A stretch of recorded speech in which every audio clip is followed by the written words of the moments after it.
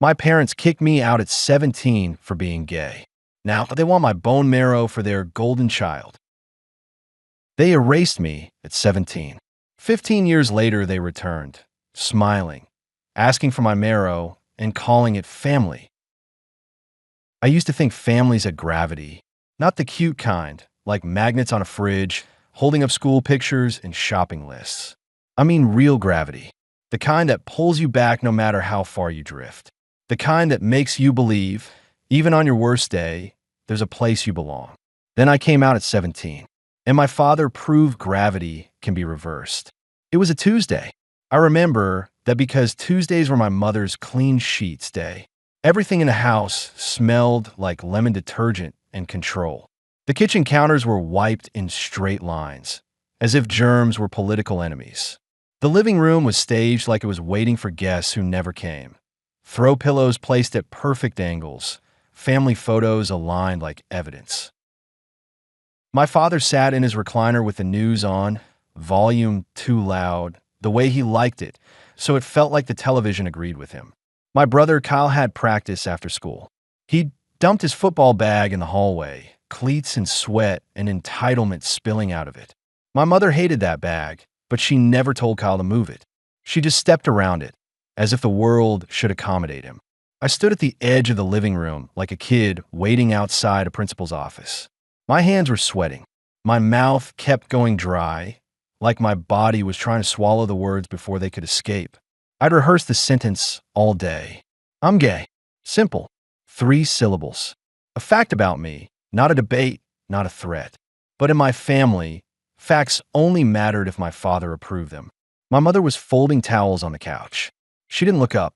She folded with sharp, angry precision, the way she did when she was in a mood but didn't have a socially acceptable reason to be. Her knuckles were pale. She snapped each towel like she was punishing it.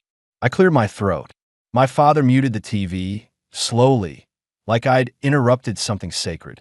"What is it?" he asked. "Not are you okay? Not what's wrong. Just what is it?"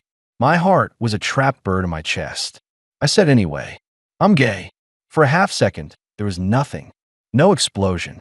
No thunder. Just silence, as if the room was waiting for the appropriate reaction. Then my mother's hands froze mid-fold. My father's face changed in a way I'd never seen before. Like a mask slipping. Like the man who kissed me on the forehead when I was little had been replaced by a stranger wearing his skin. He stood up. Not fast. He didn't need a rush. He had time. He had power. He had the whole house behind him like an army. "No," he said. Flat. Certain. As if I'd said the sky was green. "It's not a phase," I whispered. I don't know why I said that. Why I tried to negotiate with him. Like my existence was a contract that needed his signature. My mother finally looked at me, and the disgust in her expression hit me harder than my father's voice ever could. Kyle wasn't home yet. Thank God. Or maybe it would have been better if he had been, because then at least someone would have witnessed what happened next. My father walked past me without touching me. Like contact might contaminate him.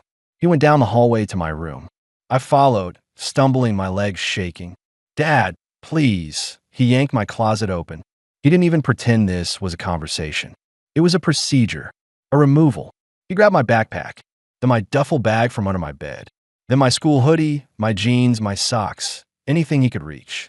My mother appeared behind him, like a supervisor, like she'd called him into action, and now she was watching him carry it out.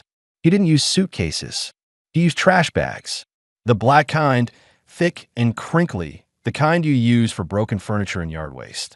He ripped one open, shook it like a flag, and started shoving my life into it. I stood in my doorway, choking.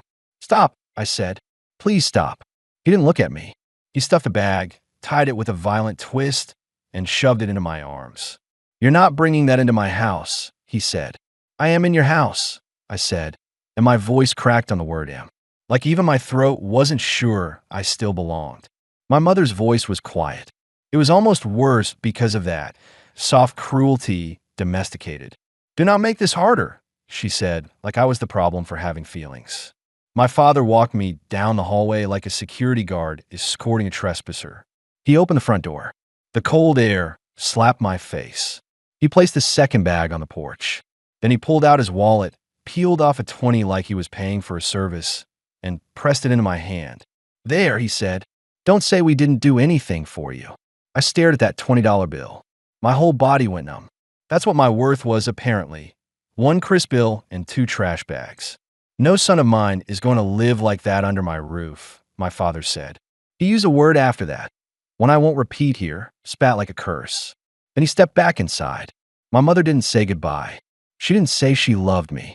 She just watched, arms folded, while the door swung shut. The click of the lock was the loudest sound I'd ever heard.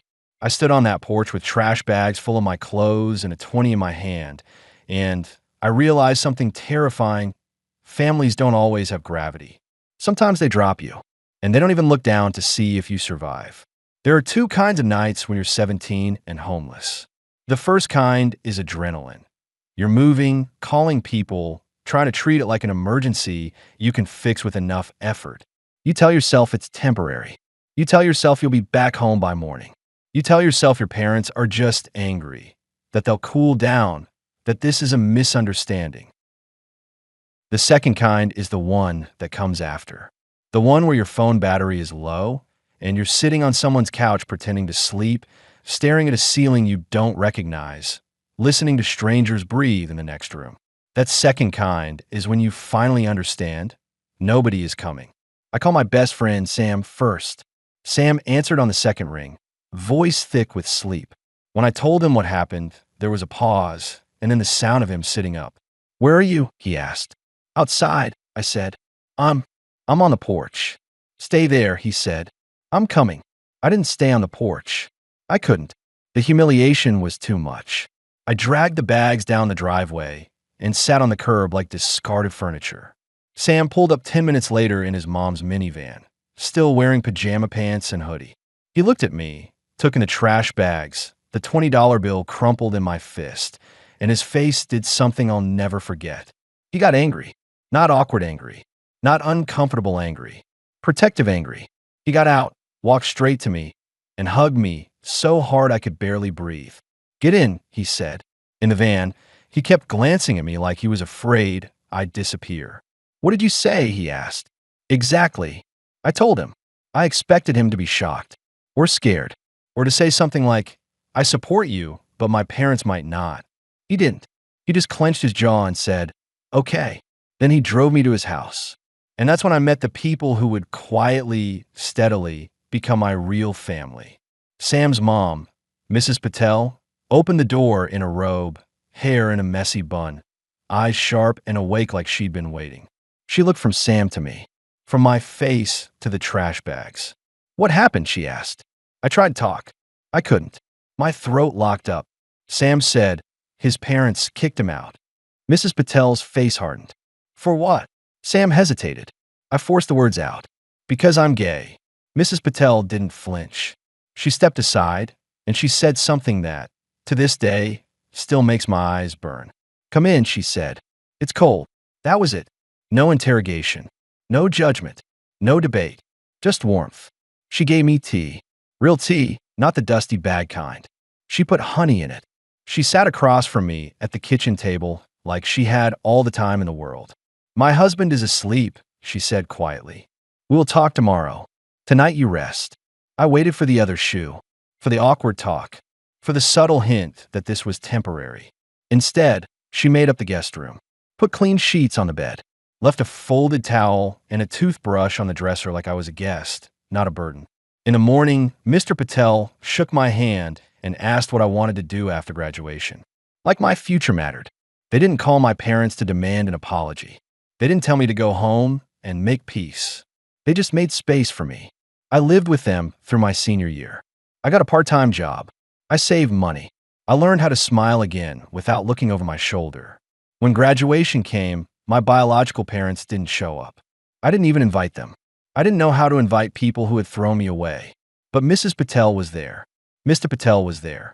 Sam was there, grinning like an idiot, holding a sign that said "Proud of you" in block letters. When my name was called, I walked across that stage and I looked out at the crowd. I saw them standing, my adopted parents, my real family, clapping like I belonged to them. And in that moment, I made myself a promise. If my biological family ever came back, it would be on my terms. Because love isn't blood. Love is showing up. People love to say, time heals. Time doesn't heal. Time reveals. Time reveals who meant it when they said they loved you. Time reveals which relationships were built on conditions. Time reveals whether an absence is a mistake or a choice. My parents' silence wasn't complicated. It wasn't confused. It wasn't messy. It was clean. They didn't call. They didn't write. They didn't send a birthday card. They didn't ask Sam's family where I was, even though they could have. They didn't reach out to the school. They didn't show up at my job. They didn't do anything a grieving parent would do if their child vanished. They acted like I had died. And at first, I mourned them. Really mourned. Because the weirdest part about losing your family when they're still alive is that nobody understands what you're grieving. You're not grieving a death. You're grieving a decision. I went to college with scholarships and loans and stubbornness. Architecture because I like the idea of building things that didn't collapse. I like the idea of structure, of stability, of making a home out of math and design instead of prayers and fear. I worked like my life depended on it because it did. I built a career. I built an identity separate from them. I built friendships that felt like chosen family. I met Mark at 26. He was standing in line at a campus lecture I didn't even want to attend, wearing a coat too thin for the weather, holding a coffee like it was a lifeline. He smiled at me, easy, genuine, and I felt my chest do that stupid hopeful thing I trained it not to do. We dated. We moved in. We fought about dishes and money and his habit of leaving his shoes in the middle of the hallway like he was trying to kill me. We learned each other's scars. When I told him about my parents, he didn't say, "But they're your family." He said, "I'm sorry." Then he asked, "What do you need?" That question, "What do you need?" became the foundation of our relationship. Not what do I want from you? Not what do you owe me? What do you need? We got married when I was 30. The Patels came. Sam came. Our friends came. We had a small ceremony in a botanical garden because Mark said if we were going to promise each other forever, we should do it surrounded by things that grow. I stood in front of him, hands shaking, and I made vows that had nothing to do with biology and everything to do with choice. That night, after the speeches and the dancing, after the last guest left and we were alone, Mark asked me quietly, "Do you want to invite them?" "Your parents." I stared at him. "I don't even know where they live anymore," I said. He nodded. "Okay. No pressure. No guilt. Just okay." 15 years passed like that. Silence from them. Life from me. And then, one random Thursday last month, my phone buzzed during a meeting. A notification. A LinkedIn message request. From a name I hadn't seen in years. My mother. I didn't open it right away. I sat there at the conference table, my colleagues discussing timelines and budgets, while my heart tried to claw its way out of my ribs. My hands went cold. My vision narrowed. I could feel 17-year-old me, the kid on the curb with trash bags, waking up like a ghost in my chest. Mark was texting me about groceries. I stared at my phone like it was a live grenade. Finally, after the meeting, I went to my office, shut the door, and opened the message. "No hello. No how are you. No I'm sorry. Just this. Your brother Kyle is sick. Acute myeloid leukemia. He needs a bone marrow transplant. We tested and we aren't matches. You need to get tested immediately." That was it. No punctuation beyond the bare minimum. No softness. No humanity. Just an order. Like I was still 17. Like she still had the right to tell me what to do with my body. I read it 3 times because my brain refused to accept the audacity on the first pass. Kyle, my brother, the golden child, the football star, the boy who had stood in the hallway that night, watching, smug, while my father stuffed my life into trash bags. He didn't say a word then. He didn't text me once afterward. Not one, "Are you okay?" Not one, "I'm sorry." Not one, "I didn't know what to do." 15 years of nothing. And now, I was needed. My chest filled with something hot and sharp. Anger, yes. But underneath that, a strange, almost nauseating grief. Because for one irrational second, a part of me had hoped the message would be different. A part of me had hoped it would say, "We were wrong. We hurt you. Can you ever forgive us?" Instead, it said, "We need something from your body." I forwarded it to Mark with no context. Just the screenshot. He called me immediately. Hey, he said, voice careful. Where are you? My office, I whispered. Do you want me to come? I swallowed. Yes. When he arrived, he didn't ask questions first. He wrapped his arms around me and held me like he could keep the past from reaching me. Then he pulled back and looked at the message. His jaw tightened. They didn't even, he started, then stopped because the sentence was too ugly to finish. Yeah, I said. We sat in silence. Mark finally asked, what do you want to do? That question again. Not guilt. Not duty. Choice. I don't know, I admitted. I don't know what the right thing is. Saving someone's life is a big thing, he said gently. But so is protecting yourself. I nodded and my throat burned. Part of me wants to tell them to go to hell, I said. Part of me wants to, I don't know, hear them out. Understand how someone can be this shameless. Mark reached across the desk and took my hand. Then we do it safely, he said. We don't walk into their world alone. My therapist is the kind of woman who can hold your pain without flinching. She doesn't do fake positivity. She doesn't say things like everything happens for a reason. She says things like that was wrong, and you didn't deserve that, and what do you need now? When I showed her the message, she didn't look surprised. She sighed like she'd been expecting this exact kind of cruelty to circle back. They didn't contact you because they miss you, she said. They contacted you because they want something. I know, I said. I know that logically, but my body still, I pressed a hand to my chest. It still reacts like I'm 17. Because trauma doesn't care about logic, she said. I stared at the floor. Then she asked, do you feel you owe them? That word hit me like a slap. Oh, but my body was a debt. I don't owe them, I said quickly. I don't. She nodded. Good. Now say it again, slower. I swallowed. I don't owe them. Silence. She leaned forward slightly. Do you owe Kyle? That was harder. Because Kyle hadn't thrown me out. Kyle hadn't said the words. Kyle had just watched. Kyle had benefited. Kyle had stayed. Kyle had lived the life I was denied. And now he was sick. Acute myeloid leukemia. The words were heavy. Real. Not a metaphor. I don't know, I admitted. My therapist held my gaze. You can have compassion for his illness, she said, and still refuse to give up your boundaries. I'm not even sure I'd match, I said. Exactly, she replied. So the question isn't just medical. It's emotional. What does contact with him cost you? I thought about my father's face, the lock clicking, the $20 bill. I thought about my mother's silence. I thought about 15 years of pretending I didn't exist. It cost me peace, I said quietly. She nodded.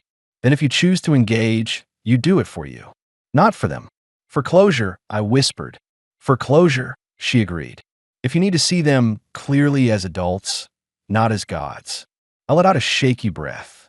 What if I meet them, I said, and they guilt me? What if they say I'm murdering him? Then you remind yourself, she said, that guilt is a tool, and you are not required to pick it up. I stare at my hands. She added, if you choose to meet them, bring support. Bring Mark. Meet in public. Leave when you want. No debates.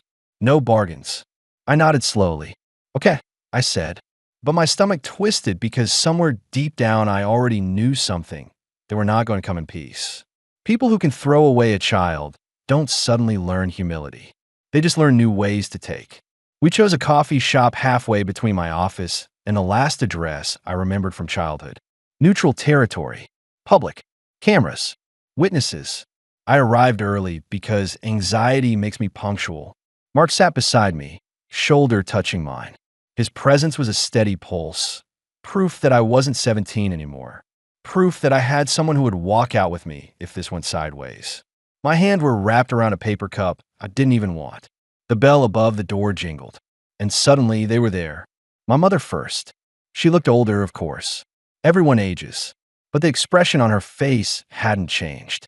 That same tight-lipped certainty, like she was about to correct someone's manners. Behind her, my father. His hair was thinner, gray at the temples, but his posture was the same, straight, rigid, like kindness was a weakness. They saw me. My mother's eyes darted over my face like she was searching for what? Proof I'd suffered? Proof I'd failed? Proof I'd become someone she could dismiss? Then her gaze snapped to Mark. Her mouth tightened. My father's eyes flicked to Mark's hand on mine. He didn't blink. He didn't soften. He didn't look ashamed. They approached like they owned the air around them. My mother sat first without asking. My father remained standing for a beat, like he was deciding whether to acknowledge my existence. Then he sat. Neither of them smiled. Neither of them said, "Hello." My mother finally spoke. "You look healthy," she said, like it was an accusation. I stared at her. Mark's hand squeezed mine gently, a reminder, breathe. My father glanced at Mark like Mark was a stain on the furniture. "This your husband?" my father asked, voice clipped. Mark sat up straighter. "I'm Mark," he said calmly. "Nice to meet you." My father didn't shake his hand. My mother didn't either. They just looked at him like he'd offered them something dirty. Then my father reached into his coat pocket and pulled out a pamphlet. A clinic brochure.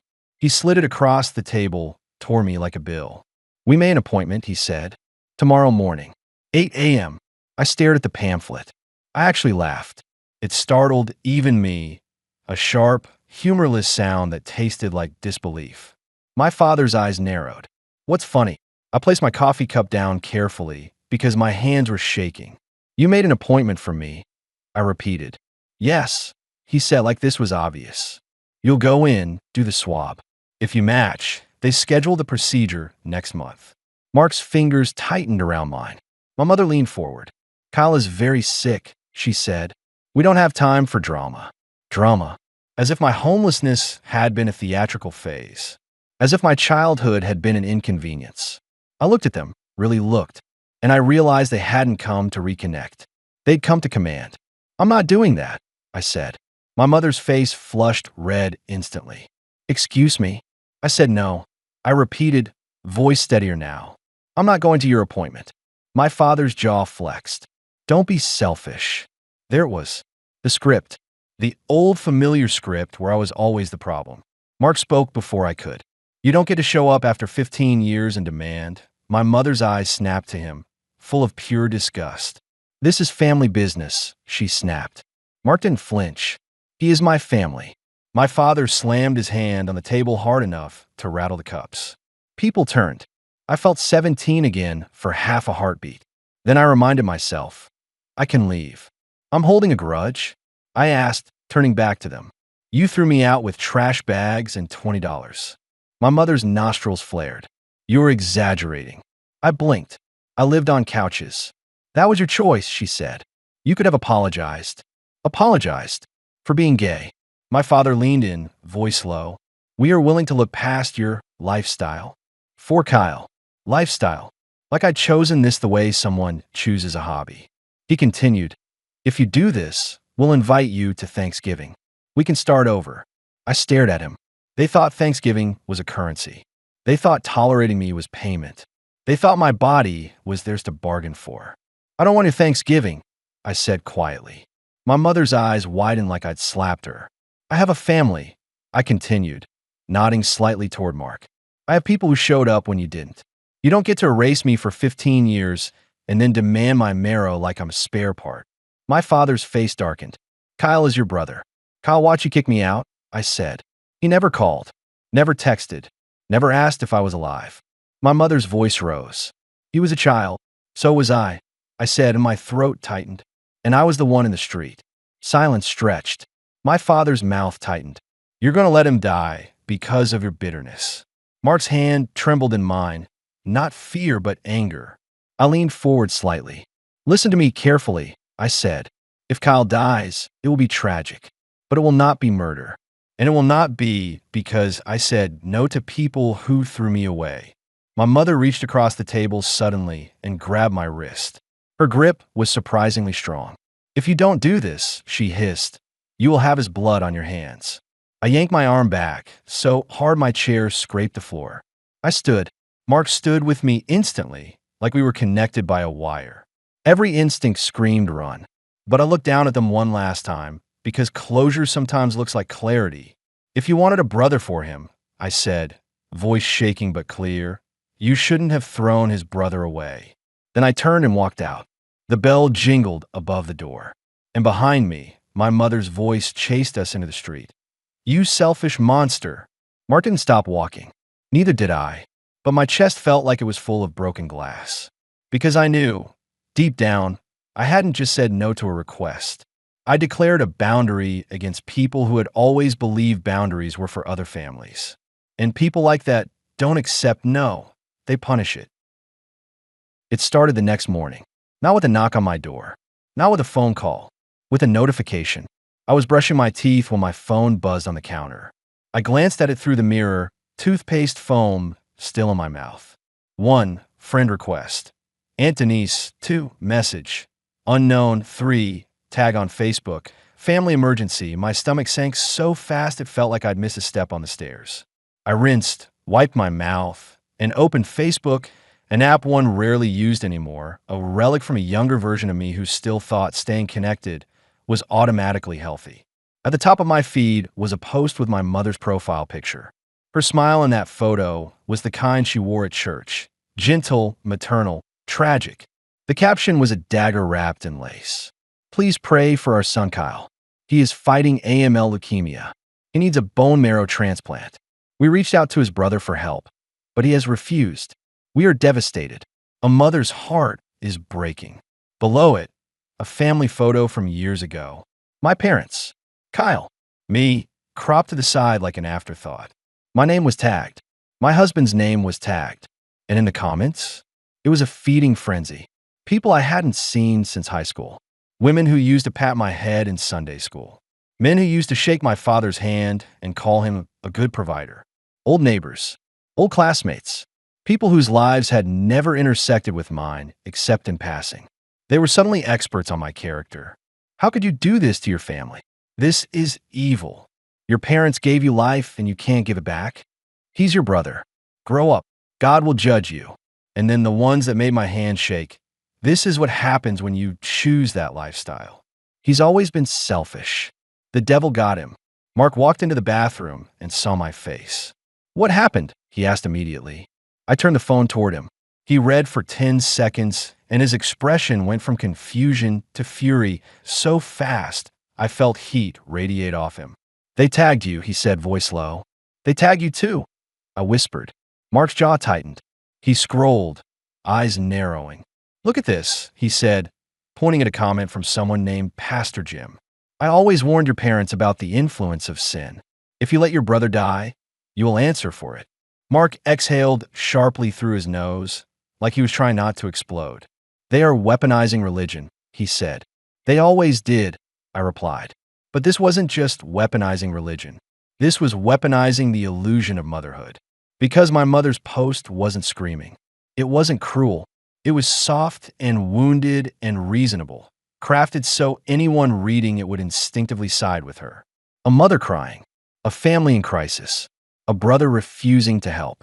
And nowhere in that sweet, tragic paragraph did she mention the part where she watched my father throw me out of the house with trash bags.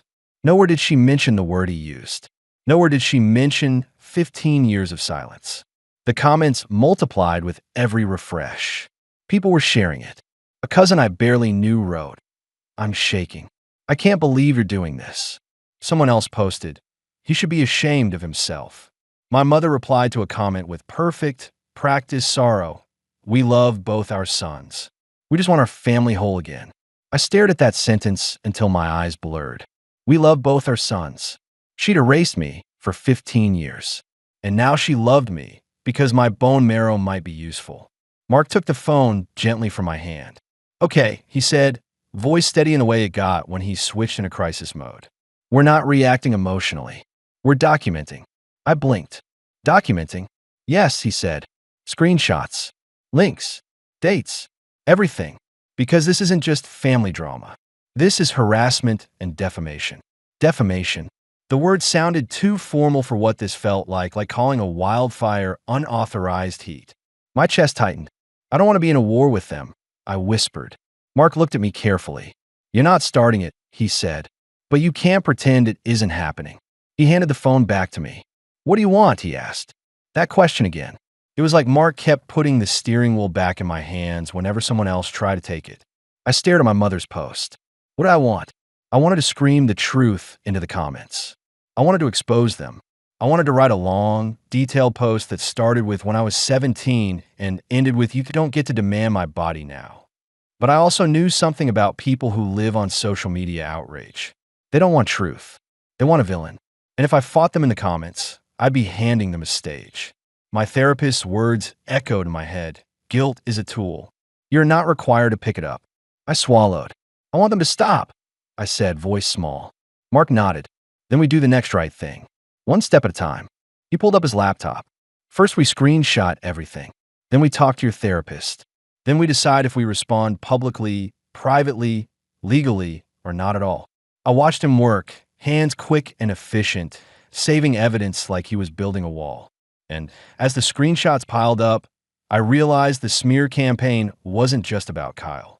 It was about control. Because if they could paint me as a monster, they didn't have to face what they'd done. They could rewrite history to make themselves the victims. And everyone would clap. By noon, my phone was buzzing every 5 minutes. Not just Facebook notifications, texts, emails, LinkedIn messages from people I didn't recognize. A woman from my old neighborhood wrote, "Your mom says you're refusing a simple swab. Why are you doing this?" A guy I hadn't spoken to since 10th grade messaged, "Dude, be a man and save your brother." And then the one that made my blood run cold.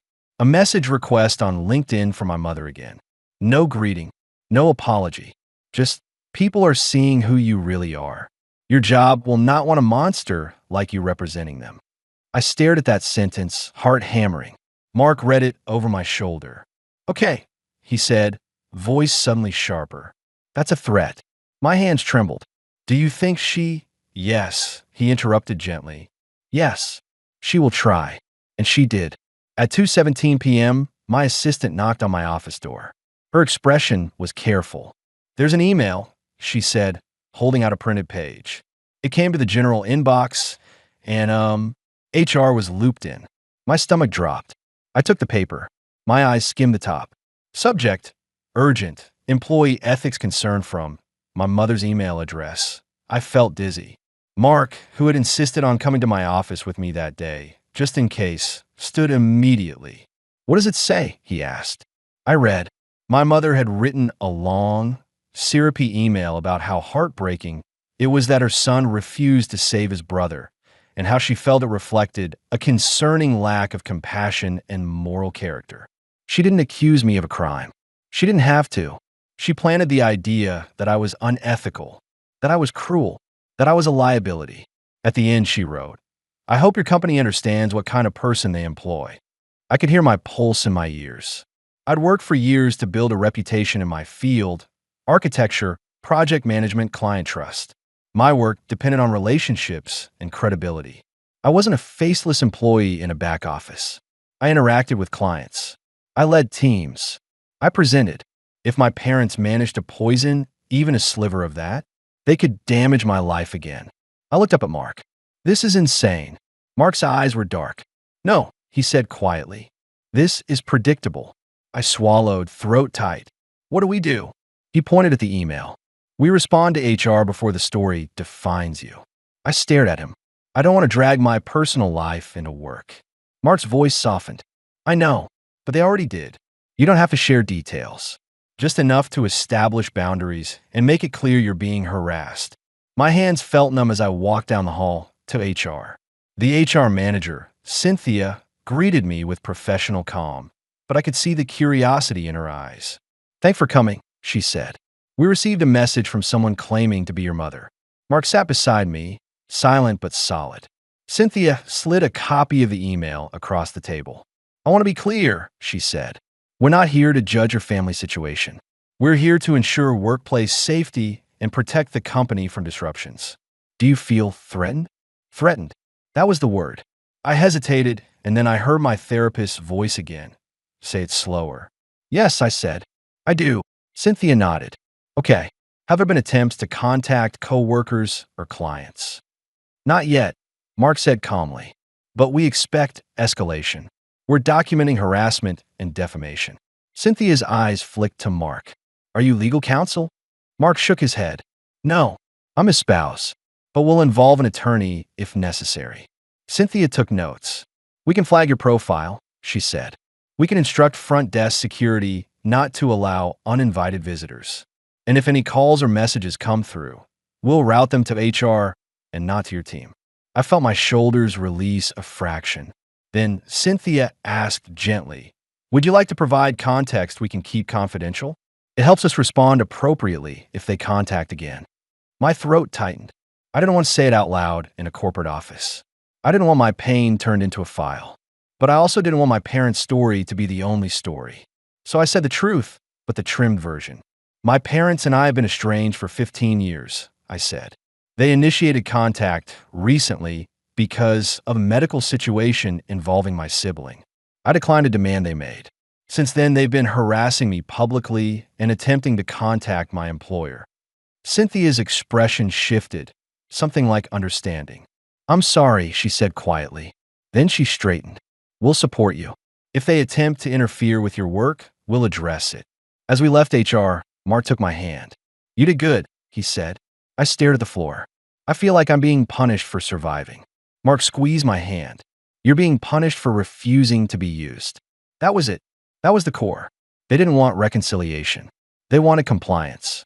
That evening, my phone rang. An unknown number. My body reacted before my brain could catch up. My shoulders tensed, my stomach knotted, my fingers went cold. I didn't answer.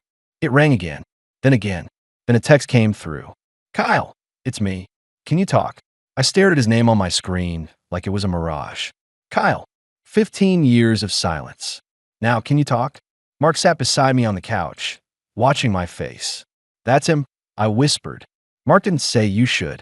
He didn't say you shouldn't. He just asked, what do you want? I swallowed hard. Part of me wanted to ignore him forever.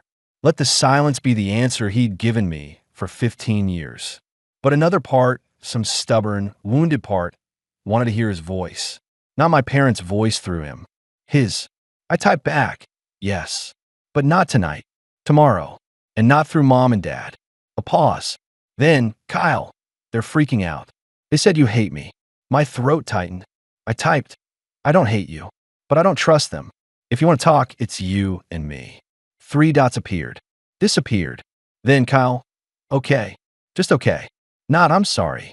Not I was wrong. Just okay. That told me everything and nothing at once. The next day, at lunch, Kyle called again. This time his number came through as a recognized ID. I answered. Hello. I said. There was silence at first, just breathing. Then Kyle's voice, deeper than I remembered, rougher like gravel. Hey, he said. My heart did a strange twist. I hadn't heard his voice since I was 17.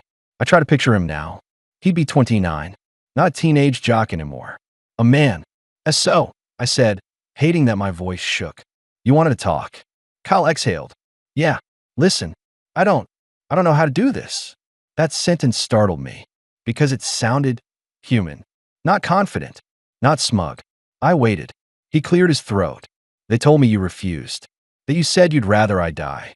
Heat rushed through me. I didn't say that, I said, voice tight. I said no to them demanding my body like it's theirs. Kyle was quiet. Then he said, they're desperate. They're controlling. I snapped, then softened, because anger was easy and nuance was hard. Kyle, do you even want to talk to me? Or did they put you up to this? Another pause. Then Kyle said something I hadn't expected.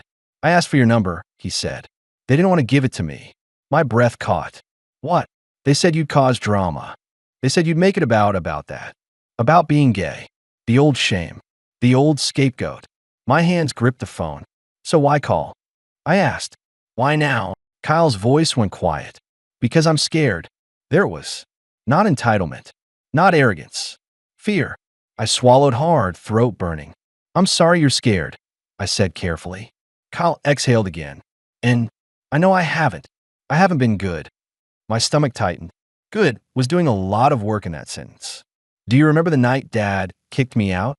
I asked. Kyle was silent. Then, yeah. Do you remember what you did? His voice was smaller now. I didn't do anything. That's right, I said. You watched. A long pause. I was 17 too, he said weakly. So was I. I replied, and my voice cracked. And I was the one holding trash bags on the porch. Kyle breathed out, shaky. I know. Something in me softened and hurt at the same time. Because he wasn't denying it. He wasn't calling me a liar. He knew, and he'd lived with that knowledge for 15 years without reaching out. Kyle cleared his throat. Look, I'm not calling to demand anything. I waited. He continued, I don't even know if you match. They're just on a mission. I closed my eyes. Then I asked the hardest question. If you didn't need Marrow, I said, would you be calling me? Silence. Long enough to answer without words. Kyle finally whispered, probably not. There it was. Honesty, brutal and clean. It should have made me feel satisfied, like I'd proven my point. Instead, it made my chest ache, because it confirmed what I already knew. Illness had opened the door, not love. Kyle's voice broke. But I'm calling now. I swallowed. Okay, I said quietly. Then talk. And for the next 15 minutes, Kyle talked. Not about childhood memories. Not about missing me. About fear. Hospitals. Needles. Chemo. Being tired all the time. Losing weight. Feeling like his body was betraying him. And as he spoke, I felt two truths collide inside me. One, Kyle was sick, and that was tragic. Two, my parents were using his sickness as a weapon. Kyle finally said, they're telling everyone you're a monster. I know, I said. He hesitated. Are you going to say anything? Like publicly, I stared at the wall, thinking about my mother's posts, the comments, the hate. No, I said, not right now. Kyle's voice was strained. They're going to keep going. I know, I repeated. He swallowed. If you're not a match, can you just tell them? So they stop blaming you. My stomach twisted. There was the trap. Because if I said, I'm not a match, they'd demand proof. If I said, I'm on the registry already, they'd twist it into, then you could have saved him and chose not to. They would find a way. I can't help you control them, I said carefully. I can only control myself. Kyle sounded exhausted. Yeah, he whispered. Yeah, okay. We ended the call quietly. Afterward, I sat with the phone in my hand, staring at nothing. Mark sat beside me and didn't speak for a moment. Then he said softly, how do you feel? I laughed once, small, bitter. I feel like I'm watching a storm, I said. And everyone wants me to stand outside in it to prove I'm not afraid. Mark nodded. And you don't have to. That night, after the Kyle call, I sat at the kitchen table with my laptop open. Mark made tea. I didn't drink it.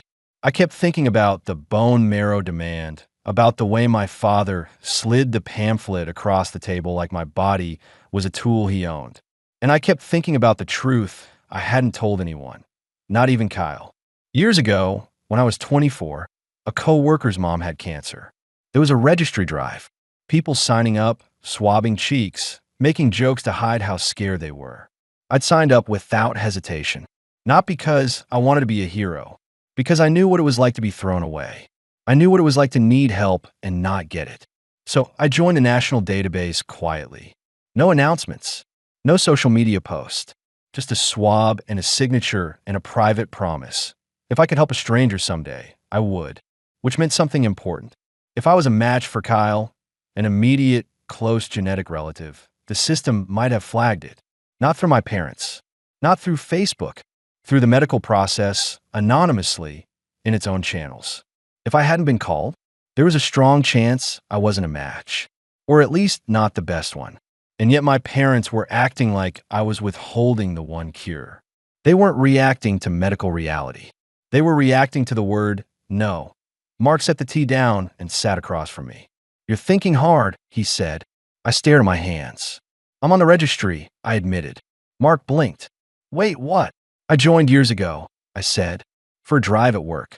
I never told anyone because, I don't know, it felt private. Mark's expression softened. That's actually beautiful. I shook my head. It's not about that. It means if I was a match, I might already know. Mark sat back slowly. So you think you're not? I think it's likely, I said, but I can't be sure. There are variables, different registries, different matching criteria, timing. Maybe they didn't cross-check family. Maybe he's not listed. I don't know. Mark nodded, thoughtful. But it matters because my parents are lying, I said. They're acting like I'm the only option, like they need me. And even if I was a match, that still doesn't mean I owe them access to me. Mark's eyes held mine. Are you going to tell them you're on it? A beat. I felt something cold and clear settle in my chest. No, I said. Mark didn't look surprised. They'll weaponize it, I continued. They'll twist it. They'll They'll say I was hiding it. They'll say I signed up for strangers, but not for family. They'll use it to humiliate me. Mark nodded. And they'll use it to keep contact. Yes, that was the other truth. They didn't want the answer. They wanted the tether.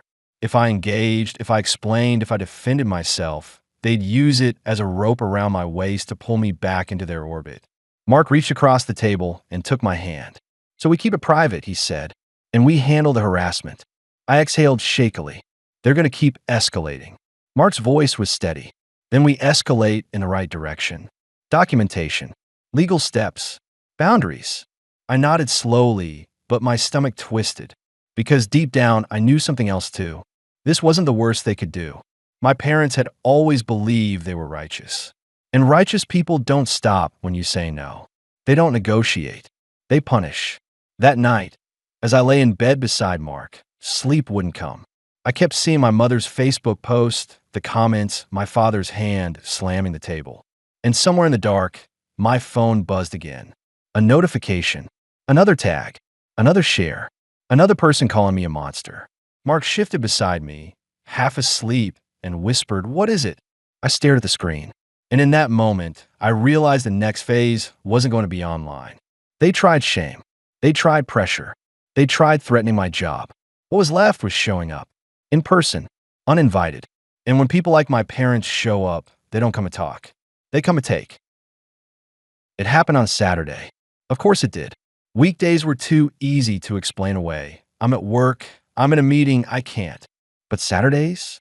Saturdays were the time my parents believed they still owned. The time families should be together. The time they could show up and call a concern.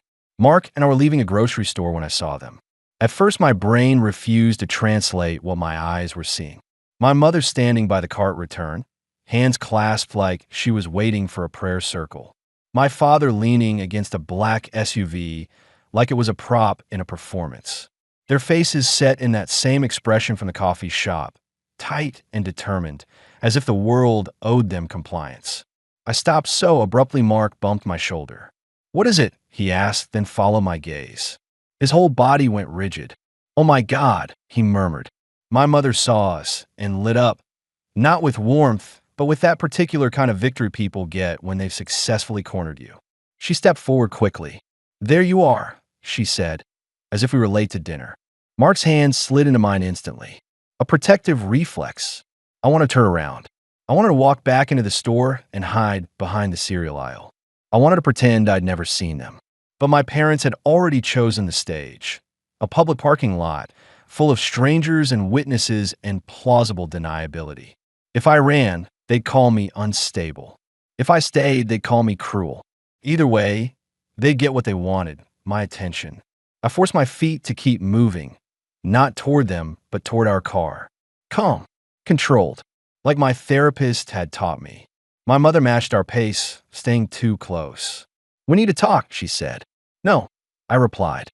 She blinked as if she hadn't heard me correctly. "You can't just, yes, I can," I said, still walking. My father pushed off the SUV and followed. He was smiling slightly, like a man who believes he's about to win a negotiation. "Don't do this in public," he said, as if we were the ones causing a scene. I laughed once, short and sharp. "You're the ones who came to a grocery store parking lot." My mother's voice dropped into that syrupy tone she used when she wanted to look reasonable. "We've been trying to reach you," she said. "You won't answer. You won't listen. What are we supposed to do?" I kept walking. Mark didn't speak yet, but I could feel the heat in him building. My father stepped closer, blocking our path to the car like he had a right. "Let's keep it simple," he said. "You're getting tested. End of story." There was again the belief that he could declare something and make it true. I stopped, not because he blocked me, but because I needed to say one sentence clearly with witnesses around us. "No," I said.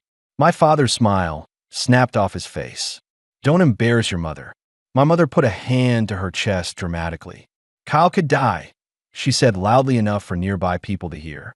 "And you're just walking away." A woman loading groceries into her trunk glanced over. A man pushing a cart slowed down. My mother's eyes flicked toward them, calculating. She raised her voice another notch, like she was turning up the volume on her victimhood. "He's refusing to help his brother," she announced to nobody and everybody. He's letting him die. My stomach dropped. Mark stepped forward, finally, his voice calm but dangerous. Stop, he said. My mother's eyes narrowed. This doesn't concern you. Mark's jaw flexed. It concerns me because you're harassing my husband. My father scoffed. Husband, he said like the word tasted bad. Then he leaned toward me, voice low, venomous. You think we can't reach you? He said. We found your job. We can find your friends. We can find your little community. My blood went cold. That wasn't grief talking. That wasn't fear. That was a threat. I forced my voice steady. Are you threatening me? My mother jumped in quickly, waving her hands as if I was being dramatic. Oh, don't twist it. Your father's just saying no, I said louder now. He's threatening me. My father's eyes flashed. I'm telling you the truth, he snapped. You're going to ruin your life over this. Mark pulled his phone out subtly and tapped the screen. Recording. My mother saw the phone and her face changed instantly. Alarm, then anger. Are you recording us? She hissed. Mark didn't blink. Yes.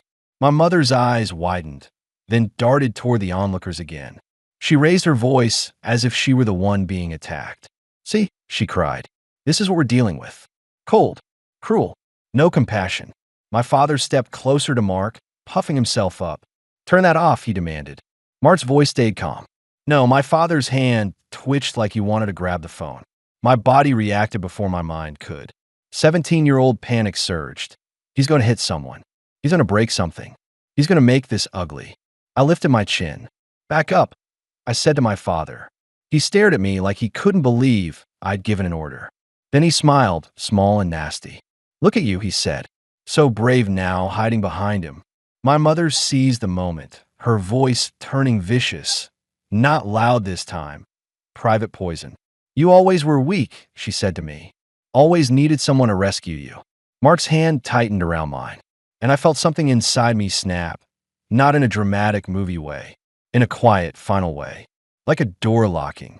I looked at them both and spoke clearly, so the recording would catch it. Do not contact me again, I said. Do not contact my employer. Do not show up near my home. Do not show up near my husband. This is harassment. My mother's face twisted. It's not harassment. It's family. No, I said. Family doesn't do this. My father's voice rose, losing control. You don't get to define family after what you've done. The irony was so sharp it almost made me dizzy. My mother took a step forward, and for a split second her eyes looked wild, desperate. You are murdering him, she spat. And then she reached out, fast, and grabbed my wrist again. Hard. Pain shot on my arm. Mark moved instantly. Let go, he said, voice low and lethal. My mother clung tighter. Tell him, she screamed to the strangers. Tell him he can't just let his brother die. The woman near the trunk looked uncomfortable, trapped between sympathy and suspicion. A man with a cart finally spoke, hesitant. Ma'am, you should probably, my father rounded on the man. Mind your business. And that broke whatever spell my mother was trying to cast. Because suddenly, the scene was clear to everyone. Not a grieving family, not a desperate mother. Two aggressive people cornering someone in a parking lot. Mark stepped between my mother and me and gently pried her hand off my wrist without shoving, without escalating, just firm enough to create distance. Do not touch him, Mark said. My father's face went red. Don't put your hands. Mark cut him off. We're leaving. My mother lunged forward again, but this time her hand went for Mark's sleeve. Don't you walk away, she shrieked. Mark didn't flinch. He raised his phone slightly, still recording. Then, calmly, he said something that changed the energy instantly. I'm calling the police. My mother froze. My father scoffed, but I saw the calculation in his eyes. Police meant consequences. Police meant witnesses with authority. Police meant they couldn't control the narrative. My mother's voice dropped into frantic persuasion. Don't do that, she whispered.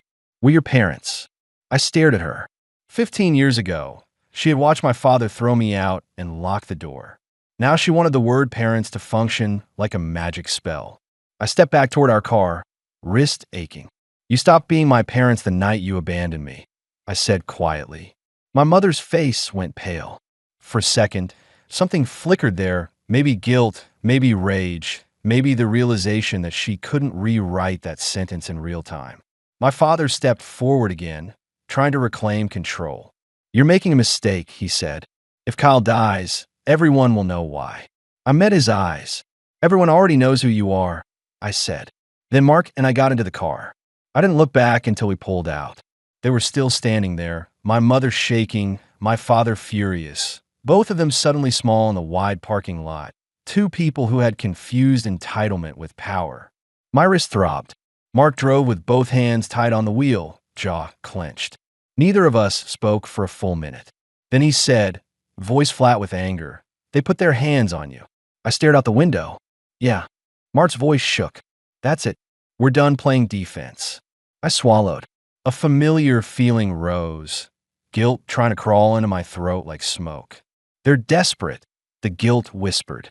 "Kyle is sick. Be the bigger person." But another voice, older, steadier, answered back. "No, desperation doesn't excuse cruelty. Illness doesn't erase abuse. And my body is not their family property." I close my eyes and picture my therapist's calm face. You can have compassion and still refuse to surrender your boundaries. When I opened my eyes, Mark was glancing at me. "You okay?" he asked. I touched my wrist gently, feeling the tenderness. "No," I said, "but I will be." And I meant it, because now, finally, the situation had crossed into something I could name without apology. Harassment. Assault. A pattern. Not just family drama. And patterns can be stopped. We drove straight to the Patels' house. Not because they lived closest, but because the Patels were the one place my nervous system still understood as safe. Mrs. Patel opened the door before we even rang the bell. She took one look at my face and said, "Shoes off. Come in." It wasn't a question. It was care in command form. Mr. Patel appeared behind her, glasses on, newspaper tucked under his arm. He took in Mark's tight expression, my stiff posture, and he frowned. "What happened?" he asked. Mark started to speak, but I cut in. "They found us," I said. My voice sounded distant to my own ears. "In a parking lot. They grabbed me." Mrs. Patel's eyes sharpened like knives. "She grabbed you," she repeated, and it wasn't a question. It was a verdict. I lifted my sleeve slightly. A red mark was forming where my mother's fingers had been. Mrs. Patel inhaled slowly. Then she did something that startled me. She reached out and touched my cheek gently, like she was checking if I was real. And she said, "My poor boy." I froze. I was 32, married, successful. I led meetings, managed budgets, made decisions that affected buildings and people. But in that moment, in that quiet living room with the smell of cumin and tea in the air, I was 17 again, and someone was calling me theirs, not in ownership, but in belonging. My throat tightened. "I'm fine," I lied automatically. Mrs. Patel shook her head. "No," she said. "You are not fine. You're being hunted." Mark exhaled, grateful someone else was naming it. Mr. Patel motioned to the couch. "Sit," he said. We sat. Mrs. Patel disappeared into the kitchen and returned with a glass of water, then another for Mark. Her movements were brisk, purposeful, like she had switched into a mode she'd used before. Protection. She sat across from me and folded her hands. "Tell us," she said. So I did. I told them about the coffee shop, about the pamphlet, about the Thanksgiving trade, about the smear campaign, about HR, about the threats. And when I got to the parking lot, my mother grabbing my wrist, Mrs. Patel's jaw clenched so hard I saw the muscles twitch. Mr. Patel didn't interrupt once. He listened like a judge, not a spectator. When I finished, the room went quiet. Then Mrs. Patel spoke. "Do you know what makes me sick?" she said softly. I blinked. "What?" She leaned forward, eyes bright with fury and love. "That they still believe you are a child," she said. "That you are still something they can pick up and put down when it is convenient." I stared at her. "They threw you away," she continued, voice rising. "And now they return to take pieces of you. They come with their hands out and their hearts closed." Mark's eyes glistened. I swallowed. "They say it's family." Mrs. Patel's expression turned cold. "Family is not a word you use to excuse violence," she said. "Family is what you do. Family is who shows up. Family is who keeps you safe." Mr. Patel nodded once, decisive. You are our son, he said simply. My chest cracked open. I tried to speak, but my voice caught. Mr. Patel continued, calm and unwavering. Kyle is sick. That is sad, but your parents' sadness does not give them the right to harm you. Mrs. Patel pointed a finger gently, like she was teaching me something I needed to learn in my bones.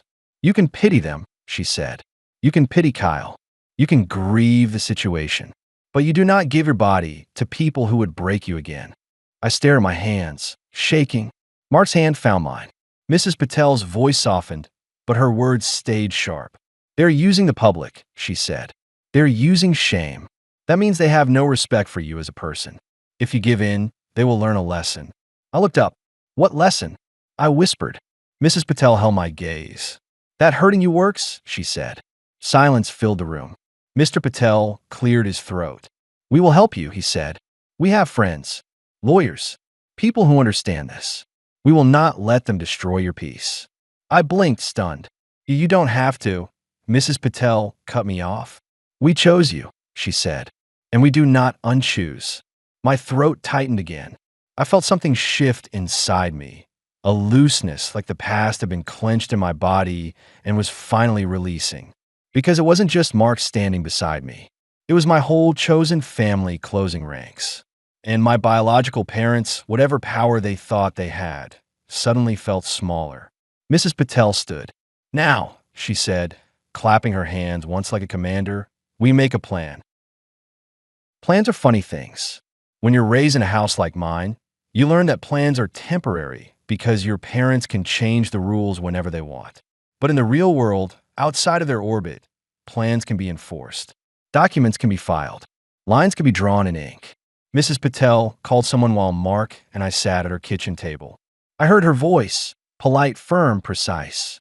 A woman who had spent decades navigating systems that weren't built for her and bending them anyway. Yes, she said, he's being harassed. Yes, there's physical contact. Yes, there are threats to employment. I want him protected. She hung up and turned to us. My cousin's daughter, she said. She is an attorney. Very sharp. She will speak to you tonight. Tonight. Not someday. Not we should consider. Tonight.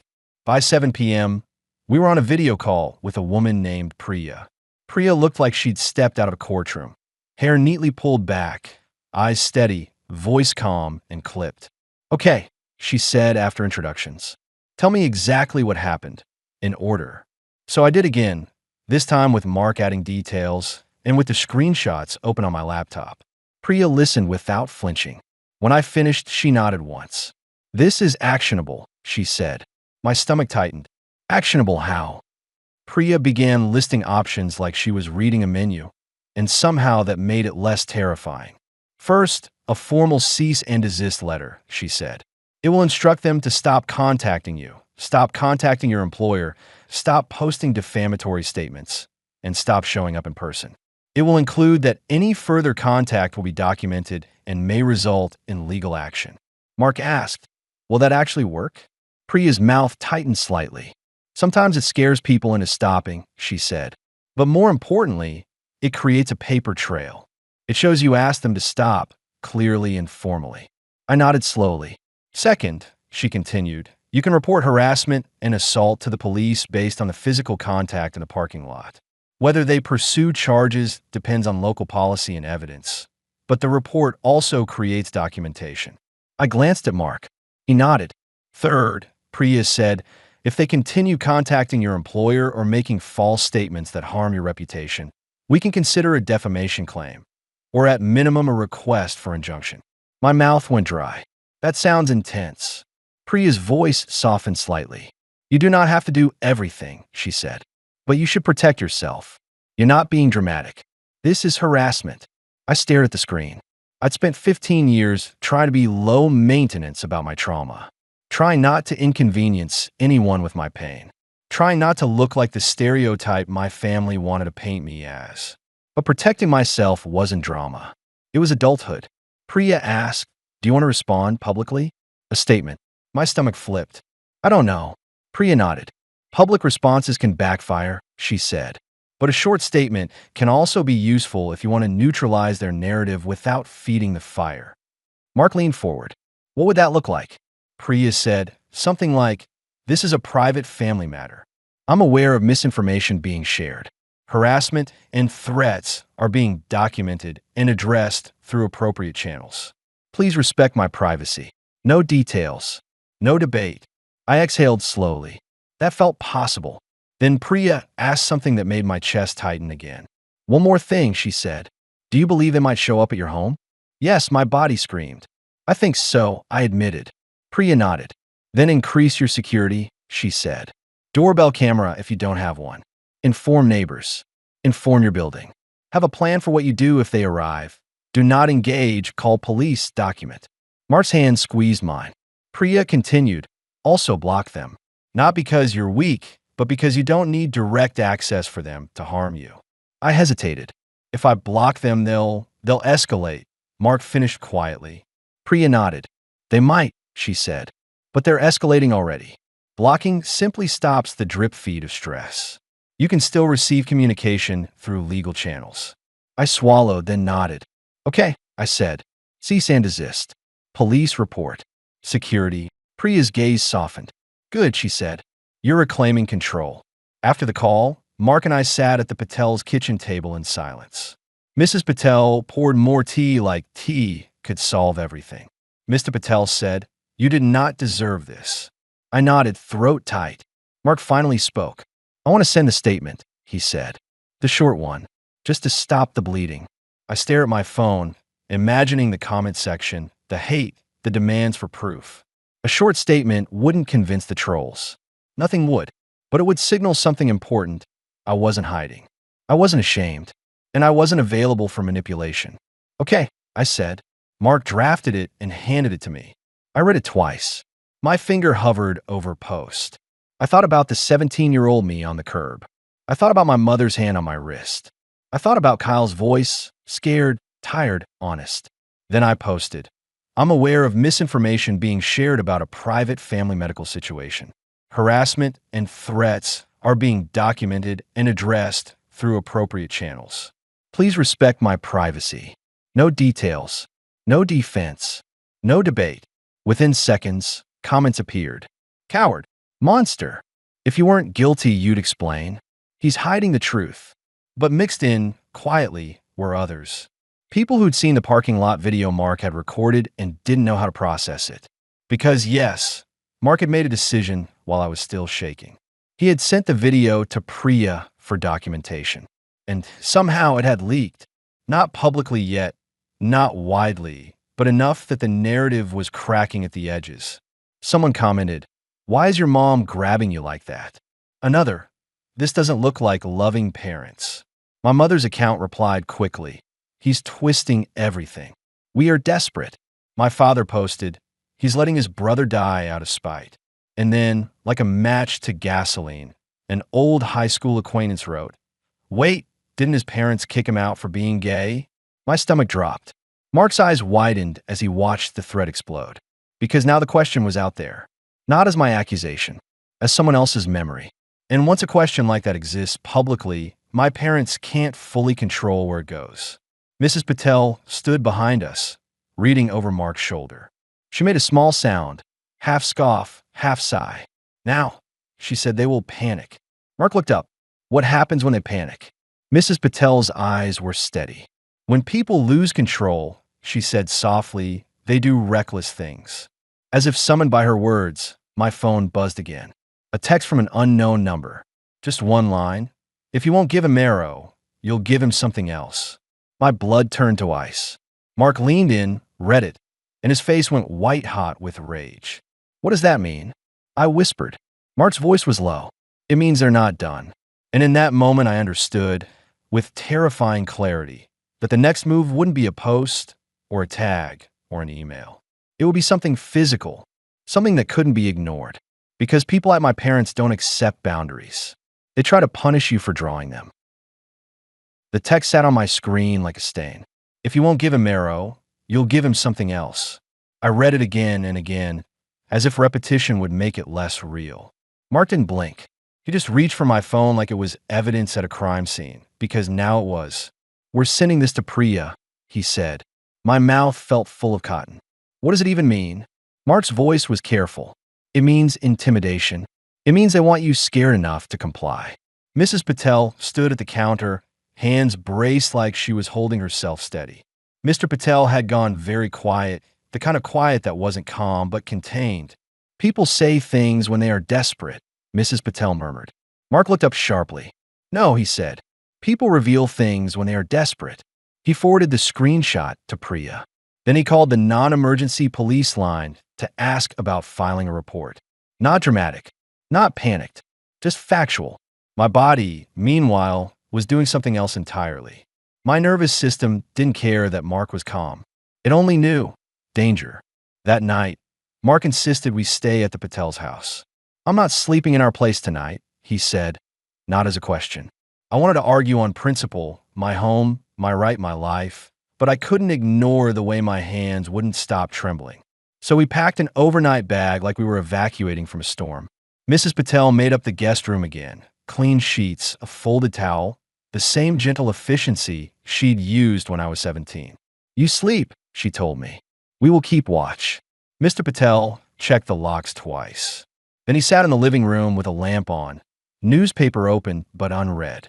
Like a lighthouse.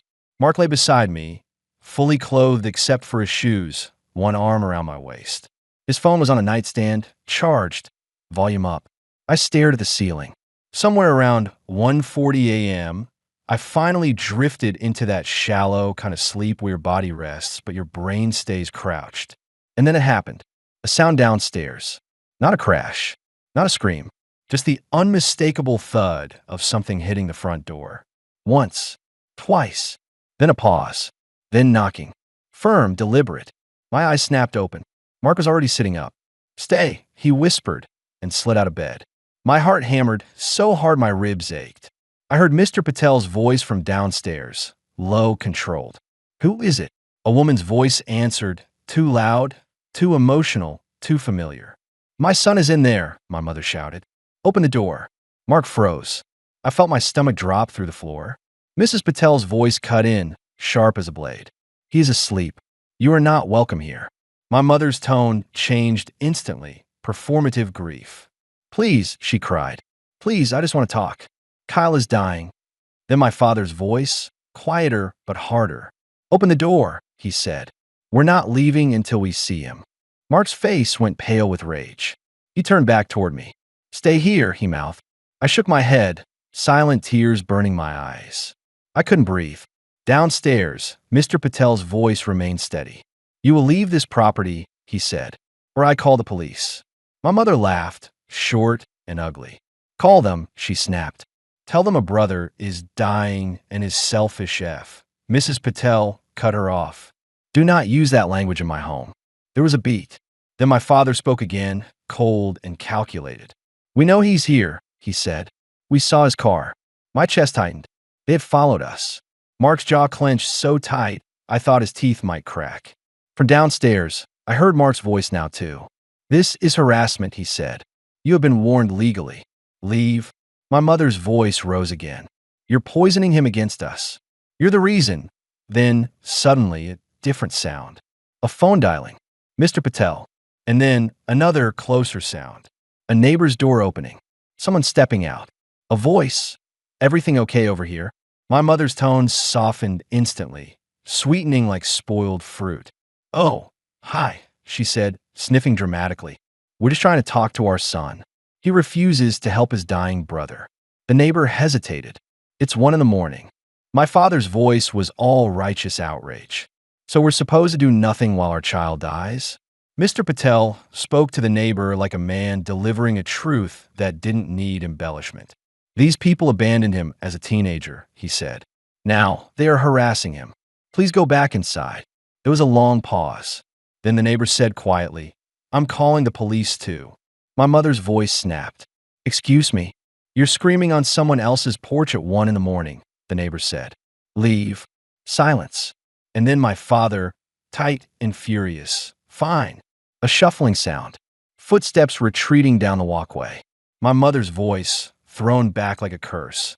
If he dies, it's on you. Then the car door slammed. An engine started. It faded into the night. Upstairs, I sank onto the bed, shaking. Mark came back into the room, face hard, eyes wet. They showed up here, he whispered, like he couldn't believe it even though we'd predicted it. Mrs. Patel appeared in the doorway a moment later, robe tied tight, hair slightly askew, eyes blazing. They will not take you, she said. Not as comfort, as a promise. Mr. Patel stood behind her, phone in hand. Police are on the way, he said. I pressed my hands to my face. I didn't want this. I choked. I just wanted them to leave me alone. Mrs. Patel walked in and sat on the edge of the bed like she'd done when I was 17, only now her anger was a shield. Listen to me, she said, voice low and fierce. You did not create their cruelty. You are not responsible for their behavior. You are responsible for your safety. Mark knelt in front of me, hands on my knees. We're done letting them surprise us, he said. We're moving forward. I nodded, but my whole body felt like it was vibrating. Because something had changed. Online hate was one thing. Threats were another. But showing up at 1:40 a.m. at the home of the people who took me in, that wasn't just desperate. That was predatory. That was them trying to remind me, we can still reach you. And I realized, coldly, clearly, that the only way to stop them was to make reaching me cost them something. 2 days later, I got an email. Not from my parents. Not from some cousin. Not from HR. From an unfamiliar medical organization with a subject line that made my stomach flip. Registry update. Potential match inquiry. My hands went cold as I clicked. It wasn't an emergency notice. It wasn't even dramatic. It was clinical, careful language about maintaining updated contact information and confirming my availability for a potential donation pathway. But it wasn't Kyle. The name was different. A stranger. My chest tightened with a strange mix of relief and guilt so sharp I almost laughed. Relief because it suggested what I'd suspected. If Kyle needed me specifically, the system would have flagged it differently. Guilt because here I was being asked to possibly help someone else while my brother was sick. Mark sat beside me, reading over my shoulder. It's not him, he said quietly. No, I whispered. The email included a phone number for a coordinator. I stared at it for a long time. Then I called. The coordinator's voice was calm, professional. She explained the next steps, confirming my details, scheduling a blood draw, explaining that being a potential match didn't guarantee donation. There were levels.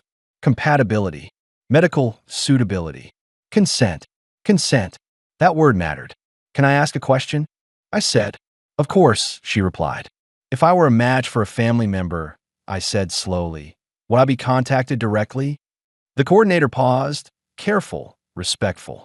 We don't discuss any other patients, she said, but generally, if you're registered and matched to someone in our system, yes, you would be contacted through the registry process. Privacy rules apply, and it can vary by case and by how a patient is registered, but you would not be expected to go through family members. My throat tightened. So my parents' narrative, the one where I was withholding the cure, was at minimum incomplete. At worst, a lie. Mark watched my face. What did she say? He asked when I hung up. I exhaled shakily. They would contact me if it was him. I whispered. Mark's eyes hardened. So, your parents are doing what they always do, he said. They're creating a story that makes you the villain. I stared at the wall, mind racing. Kyle had texted me again after our call. Short messages, nothing demanding. I'm tired. Chemo's rough. They won't stop talking about you. He hadn't asked for my marrow again. Not directly. And that mattered too. Because maybe the golden child wasn't the puppet I'd assumed. Maybe Kyle had grown into someone who could feel shame. Or maybe he just didn't have the energy to fight his parents while fighting cancer. Either way, the medical reality was clear now. My parents weren't operating on facts. They were operating on leverage. Mark leaned forward. We tell Priya, he said. We did. Priya listened, then said something that landed like a gavel. Your parents don't need certainty to harass you, she said. They need access. They need control. I swallowed. What if I'm wrong? What if he is in another system? Priya's voice stayed calm. Then the medical system will address it, she said. Not your parents in a parking lot. Not social media. Not your employer. Mark asked, what do we do next? Priya replied, we filed a police report for the midnight incident and the physical grabbing. We send the cease and desist. And if they violate it again, we escalate. Escalate. A word that used to scare me. Now it sounded like safety. That same day, Mark and I went to the police station. It was fluorescent lights and plastic chairs, and the strange shame that comes with saying the words out loud. My mother grabbed my wrist. My father threatened my job. They showed up at 1:40 a.m. The officer took notes, asked questions, listened. When we showed the screenshots and the parking lot video, his expression shifted, subtle but real. "This is harassment," he said. "And that threat text? That's concerning." He gave us a case number, a paper trail, not a solution, but a foundation. That evening, Priya emailed us a draft letter. Formal, cold, beautiful in its precision. It stated, "Immediate cease of contact with me and Mark, immediate cease of contact with my employer, removal of defamatory posts and instructions to stop encouraging harassment, no further in-person contact, any future communication only through counsel." It also included a line I didn't know I needed until I saw it. "Any future attempts to coerce medical compliance will be treated as harassment." Medical compliance. As if my body was a government form. As if my parents had tried to draft me. Mark printed the letter. I signed it with a hand that didn't shake as much as I expected. When it was sent, I felt something settle in my chest. Not peace yet, but position. Like I'd stepped onto solid ground. But even as I signed, I knew the story wasn't resolved. Because there was still one person in the middle of this who hadn't fully spoken. Kyle. And whether I liked it or not, the final closure wouldn't come from a police report. It would come from facing the human truth. My brother was sick. My parents were cruel. And I could acknowledge the first without surrendering to the second. Kyle called me the next night. His voice sounded weaker than before, like each word cost him something.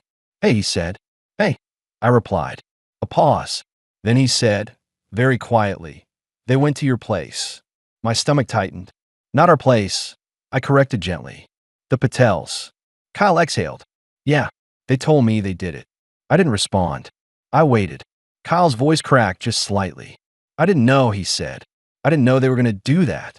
A bitter laugh tried to rise in my throat, but I swallowed it. "Okay," I said. Kyle sounded miserable. "They're obsessed," he whispered. "They talk about you like you're a villain in a movie. Like if they can just force you into this, everything goes back to normal. Normal. As if my homelessness was normal. As if erasing me was normal." I chose my words carefully. "Kyle," I said, "I'm not the lever that fixes your life." Silence. Then Kyle surprised me. "I know," he said. His voice was so tired it almost didn't sound like him. "I'm not calling to ask," he continued. "I'm calling to say something I should have said a long time ago." My chest tightened. He breathed in, shaky. "I'm sorry," he said. 2 words. Simple. But my body reacted like someone had dropped a weight onto my chest. "I'm sorry I watched," he whispered. "I'm sorry I didn't text. I'm sorry I acted like you didn't exist." My eyes burned. Mark sat beside me on the couch, quiet, one hand on my back. I swallowed hard. "Why?" I asked, and the question wasn't accusation. It was ache. Kyle's voice was small. "Because it was easier," he admitted. "Because they made it sound like you deserved it. And I liked being the good one." There it was. The golden child confession. Not evil. Not dramatic. Just human weakness and selfishness. Kyle continued, voice breaking. "And now I'm sick, and it's like everything I ignored is coming back." I closed my eyes. I pictured 17-year-old me on the curb. I pictured Kyle in the hallway, smirking. I pictured him now, older, frail, scared. 2 versions of the same person. "I appreciate you saying that," I said slowly. Kyle exhaled. "Do you hate me?" The question landed heavy. Because hate would be simpler. Hate would be clean. But what I felt was messy, eh? "I don't hate you," I said. "I grieved you. For years. Like you were dead." Kyle made a sound, half sob, half cough. "I deserve that," he whispered. "No," I said quietly. "You deserve to be better. And I deserved a brother." Silence. Then Kyle said, "I don't even know if you're a match." My chest tightened again. "I don't know either," I admitted. "But that's not the point." Kyle's voice was rough. "They keep telling people you refuse to swap." "I refuse being ordered," I corrected gently. "I refuse being treated like property." Kyle was quiet. Then, very softly, he said, "If you're not a match, it doesn't matter. But if you are, I don't want you to do it because of them." That stunned me. I glanced at Mark, who raised his eyebrows, surprised too. Kyle continued, voice trembling. "I don't want you bullied into it. I don't want my survival to be your trauma." My throat tightened hard. I didn't know what to say to that, because it sounded like the first truly unselfish thing my brother had ever said to me. "Kyle," I whispered, "why are you saying this now?" He exhaled, shaky. "Because I'm scared," he admitted. "And I'm tired. And I keep thinking if I die, I don't want the last thing between us to be this." My eyes burned. Mark's hand squeezed my shoulder.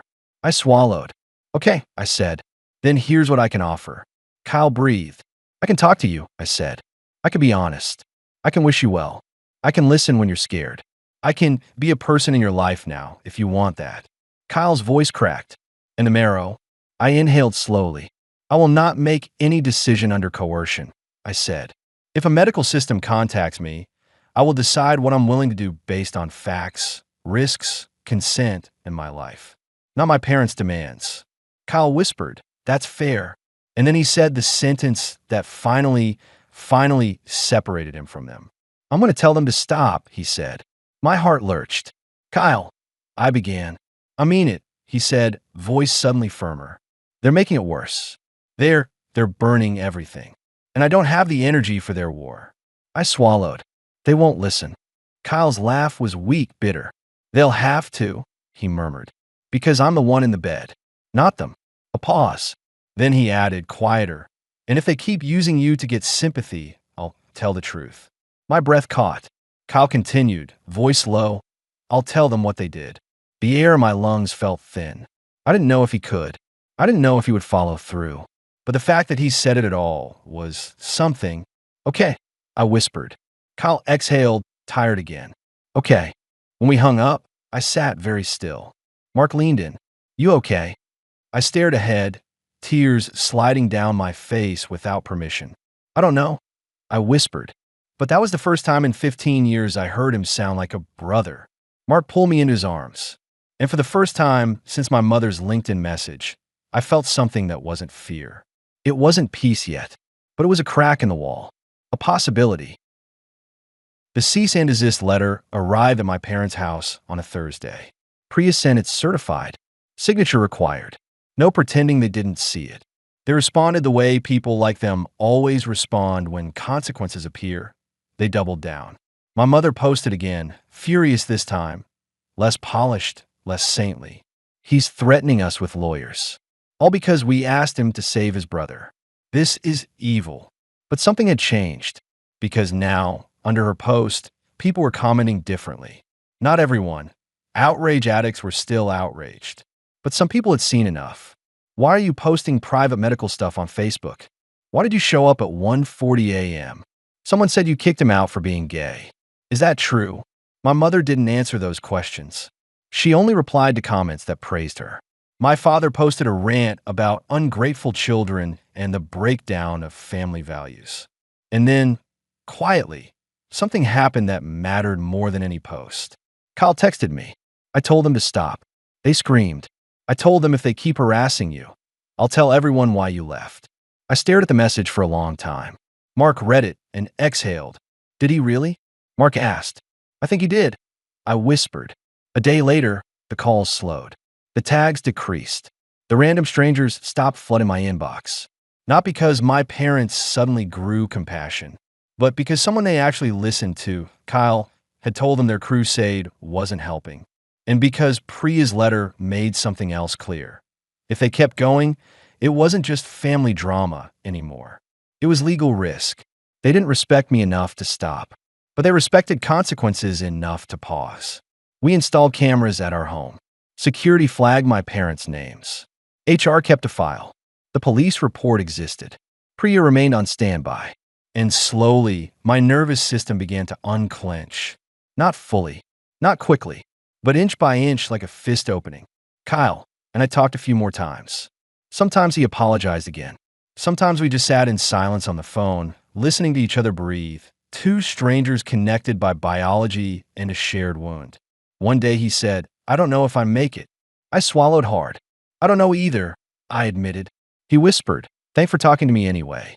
And I realized something important. Compassion doesn't require surrender. You can be kind without being used. You can grieve someone without handing your body to the people who hurt you. The last time my mother tried to contact me directly, it wasn't a demand. It was a message that said, "We could have been a family again." I stared at it, then handed my phone to Mark. He forwarded it to Priya. Then I blocked my mother, blocked my father, blocked every cousin who wanted to lecture me like they'd been there on the porch with the trash bags. Because I was done auditioning for their approval. And if you're listening to this story thinking, "But what if he dies?" Here's the truth that took me years to learn. Tragedy is not a permission slip for abuse. A diagnosis does not erase cruelty. And no one, not a parent, not a pastor, not a stranger on Facebook, gets to demand your body like you owe it to them. Biology makes you related. Love makes you family. They chose to throw me away. They don't get to yank the tie back when they need something for my bones. And if that makes me the villain in their story, fine. I'm not living in their story anymore. I'm living in mine. If you've ever had family come back only when they needed something, money, forgiveness, access, a piece of you, drop a comment. What would you do? And if you want more stories like this, family audacity, hard boundaries, and survival by self-respect, subscribe and hit like so YouTube knows to send you the next one. Because the scariest thing isn't saying no, it's realizing who only loved you when you said yes.